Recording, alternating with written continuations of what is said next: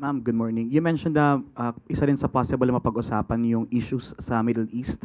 And recently, may binanggit si Pangulong Marcos na the country is seeking stronger partnership with Japan para mas makasecure tayo ng fuel and energy supply. So, inaasahan po bang outcome nung meetings with Japanese officials na magpapadala din sa atin ng supply ang Japan ng langis?